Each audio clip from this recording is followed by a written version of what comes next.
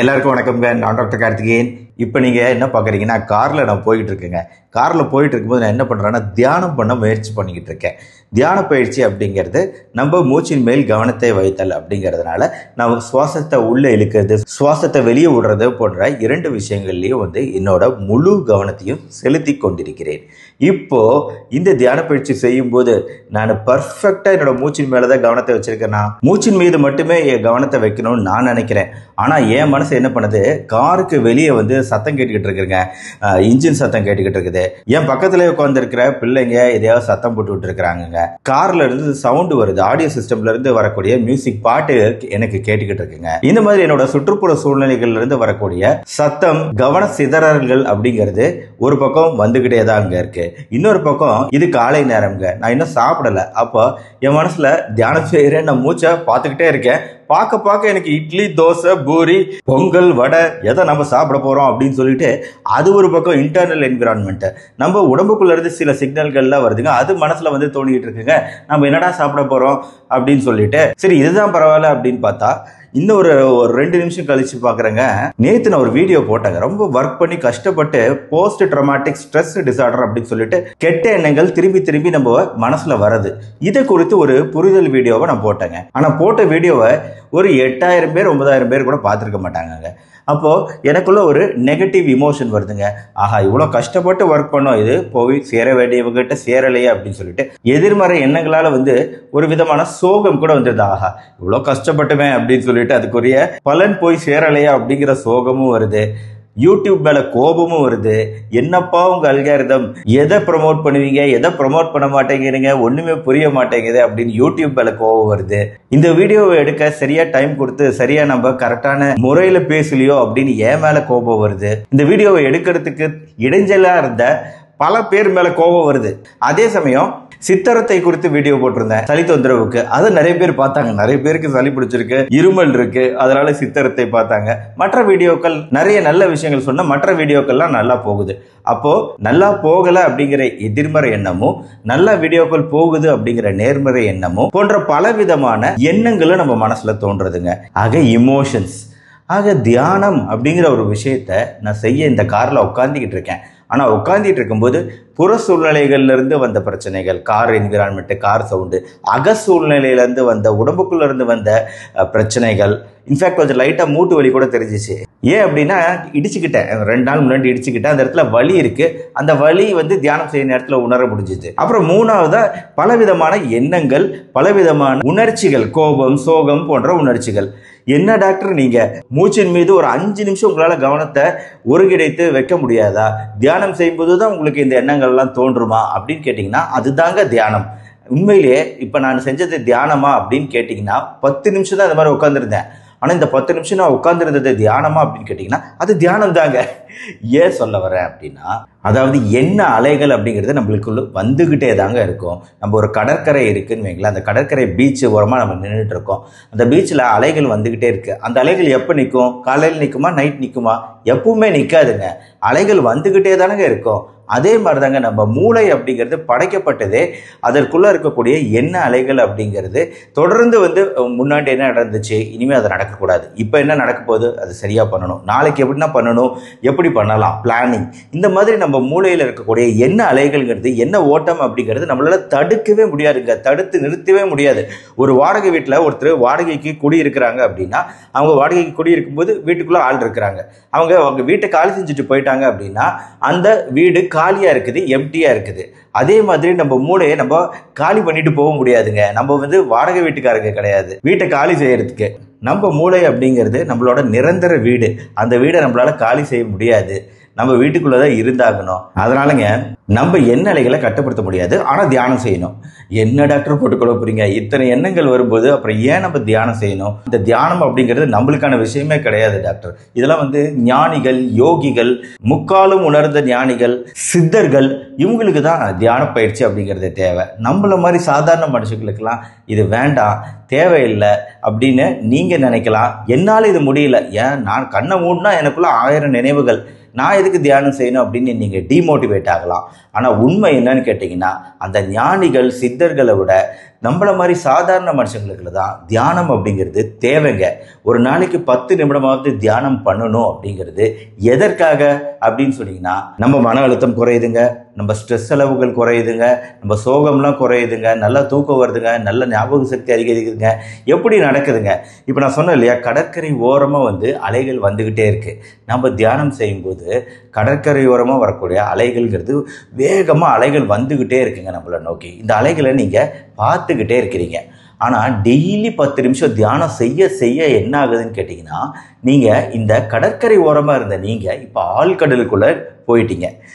கொஞ்சம் கொஞ்சமாக 10 நிமிஷமாக 1 மாதமாக நீங்கள் தியானம் செஞ்சு வந்தீங்க. இப்போ என்ன ஆகும்னு கேட்டிங்கன்னா, அந்த எண்ணெய் அலைகள்ங்கிறது நீங்கள் கடற்கரை ஓரமாக இருந்தபோது எப்படி இருந்துச்சு? நிறைய வந்துச்சா?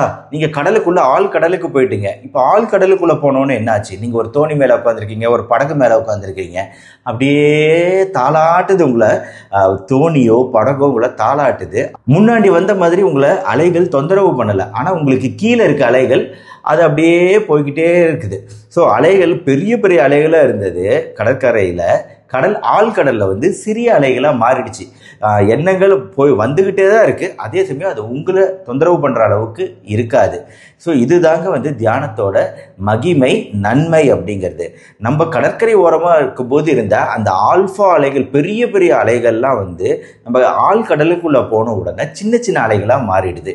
இதே கான்செப்டில் நம்ம எண்ண அலைகள் அப்படிங்கிறது, எண்ண ஓட்டம் அப்படிங்கிறது பெரிய பெரிய எண்ண ஓட்டமாக இருந்தது. நம்ம விழிப்பு நிலையில் தியான நிலைக்கு போகும்போது அந்த பெரிய பெரிய எண்ண அலைகள்லாம் குட்டி குட்டி எண்ண அலைகளாக மாறிடுதுங்க. ஆல்ஃபா மெடிடேஷன், தீட்டா வேவ்ஸ் இப்படின்னு மூளையில் இருக்கக்கூடிய அலைகளை தான் நான் இதை சொல்லிக்கிட்டு இருக்கேன். இந்த குறித்துலாம் ஆராய்ச்சி நடந்திருக்குங்க. மெடிடேஷன் அப்போ, தியான பயிற்சி அப்போ நம்ம மனசு ஏன் அலைபாயுது, மைண்ட் வேண்டரிங், அப்படி அலைபாயும் போது எங்கே போகுது அப்படிங்கிறது குறித்து பல ஆராய்ச்சிகளே இருக்குங்க. ஸோ இந்த ஆராய்ச்சிகள் என்ன சொல்லுதுன்னா, ஃபர்ஸ்ட் நம்ம மைண்ட் வேண்டரிங்கை தடுக்க முடியாது அப்படிங்கிறத சொன்னேன். அதே சமயம் தியானத்தின் போது 2 விஷயம் இருக்குது. ஒன்று உங்கள் கண்ட்ரோல் இல்லாமல் மனசு போகிறது அப்படிங்கிறது, இன்னொன்று உங்கள் கண்ட்ரோலோட தான் மனசு போகுது. அதாவது உங்கள் மனசு எங்கேயோ போகுது, அலைபாயுது அப்படிங்கிறது உணர முடியுது. இன்னொரு பக்கம் ஒரு பக்கம் தாட்ஸ் இருக்குது, இன்னொரு பக்கம் அவேர்னஸ் இருக்குது அந்த தாட்டை பற்றி. ஸோ இந்த பக்கம் என்ன அலைகளாக இருந்தாலும் சரி, இன்னொரு பக்கம் உங்கள் மனசுக்கு ஆஹா நம்ம மூளை எங்கெங்கேயோ போகுது, என்னென்னவோ மனசு எங்கெங்கேயோ கூட்டிகிட்டு போகுது அப்படிங்கிற விழிப்பு நிலை உங்களுக்கு இருக்குது. இது 2 சேர்ந்தது தான் தியானம்ங்க. இப்போ நான் சொன்னேன் இல்லையா, நான் காரில் போகும்போது புற சூழ்நிலைகளாக இருந்தாலும் சரி, அக சூழ்நிலையாக இருந்தாலும் சரி, எண்ணங்களாக இருந்தாலும் சரி, இந்த 3 விஷயங்களுமே எனக்கு தெரியுது, என்னால் உணர முடியுது. நான் தியானம் பண்ணுறேன், இருந்தாலும் பல விஷயங்கள் என் மனசு நான் ஓடுது அப்படிங்கிறது என்னால் உணர முடியுது. பார்த்தீங்களா, இதுதான் தியானம் அப்படின்னு ஆராய்ச்சியாளர்களும் சொல்கிறாங்கங்க. நீங்கள் எந்த அளவுக்கு உங்களால் இதை விழிப்பு நிலையோடு கவனிக்க முடியுதோ அந்த அளவுக்கு நல்லது. பை ப்ராக்டிஸ், சித்திரமும் கைப்பழக்கம், செந்தமிழும் நாப்பழக்கம். அந்த மாதிரி உங்களோட தியானம் அப்படிங்கிறது போக போக போக 1 மாதம் 2 மாதம் இதே விழிப்பு நிலையில் உங்கள் எண்ணங்களை கவனிச்சுக்கிட்டே இருந்தீங்க. தியானத்தின் போது அந்த மூச்சை விடுறதை கவனிக்கிறீங்க, அதே சமயம் எண்ணங்கள் போகிறதையும் நீங்கள் கவனிக்கிறீங்க. அதை கட்டுப்படுத்த முயற்சி செய்யாதீங்க, அதை அணை போட்டு தடுக்க முயற்சி செய்யாதீங்க. அது அலை மாதிரி என்றைக்குமே ஓயவே ஓயாது. ஆனால் அந்த அலைகளை கட்டுப்படுத்தி வைக்க உங்களால் முடியும். எண்ண ஓட்டத்தை கட்டுப்படுத்த முடியும், எண்ணங்களோட அலைகளோட சைஸை குறைக்க முடியும். அதை நம்ம பண்ணிட்டாலே அது ஒரு மிகப்பெரிய விஷயம். அதுதான் மைண்ட்ஃபுல்னஸ் மெடிடேஷன் அப்படின்னு சொல்லுவாங்க.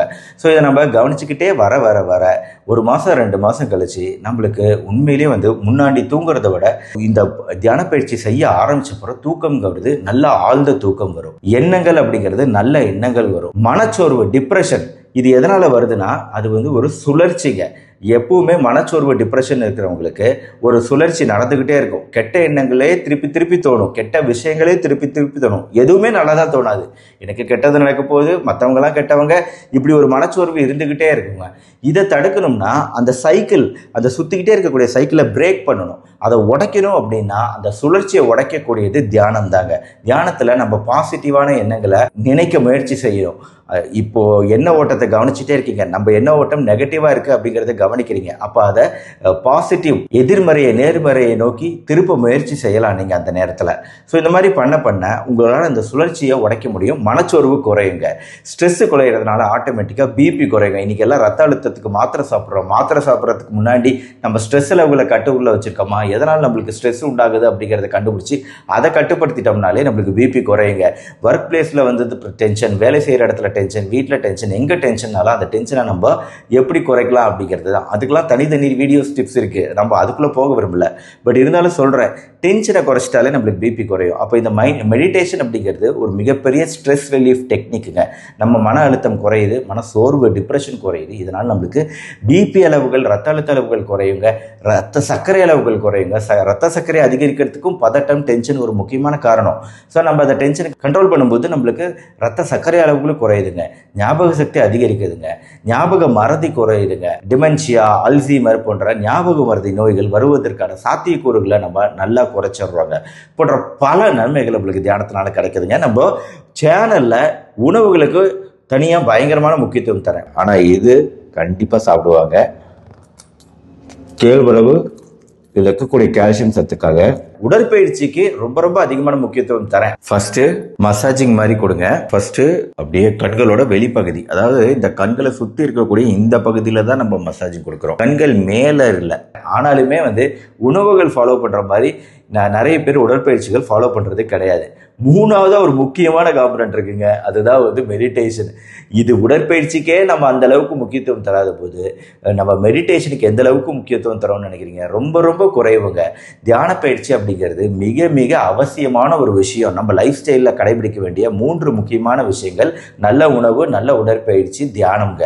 இது இல்லாமல் நம்ம வாழ்க்கை கிடையாதுங்க. கட்டாயம் எல்லாரும் தியானம் செய்யணுங்க. செய்யறதுனால என்ன நன்மை, நம்ம மனசு எப்படி அலைபாயும், அதை எப்படி கண்ட்ரோல் பண்ணலாம் அப்படிங்கிறத நம்மள மாதிரி சாதாரண மனுஷங்க புரிஞ்சுக்கிற மாதிரி ஒரு சாதாரண தியான செய்முறையை தான் நீங்க சொல்லி கொடுத்துருக்கேன். ஆனால் பெரிய ஞானிகள் வருடக்கணக்கில் இருந்து தியானம் செஞ்சாங்க அப்படின்னு சொல்றதெல்லாம் பார்க்கும்போது நம்மளுக்கு ஆச்சரியமாகவும் இருக்கு. நம்ம ஊர்ல நம்ம இடையே இவங்களாம் வாழ்ந்திருக்காங்க அப்படிங்கிறது ரொம்ப பெருமையாகவும் இருக்கும். எனிவே, இந்த சாதாரண மனிதர்களுக்கான தியான பயிற்சி, மூச்சின் மேல் கவனத்தை வைத்தல் அப்படிங்கிறத உங்க ஃப்ரெண்ட்ஸ் அண்ட் ரிலேட்டிவ்ஸ்க்கு ஷேர் பண்ணுங்க. நிறைய பேருக்கு ஒரு மோட்டிவேஷனே இல்லாமல் இருக்கிறாங்க, நாம ஏன் தியானம் செய்யணும்னு. அவங்களுக்கு இந்த வீடியோவை ஷேர் பண்ணுங்க. இந்த வீடியோ பிடிச்சிருந்தா மறக்காம ஒரு லைக் பட்டன் பிரஸ் பண்ணுங்க. உங்களோட கருத்துக்களை கமெண்ட்ல தெரிவிங்க. மறுபடியும் நாளைக்கு இதே மாதிரி முக்கியமான மருத்துவ தகவல்களோட உங்களை மீட் பண்றேன். நன்றி, வணக்கம்.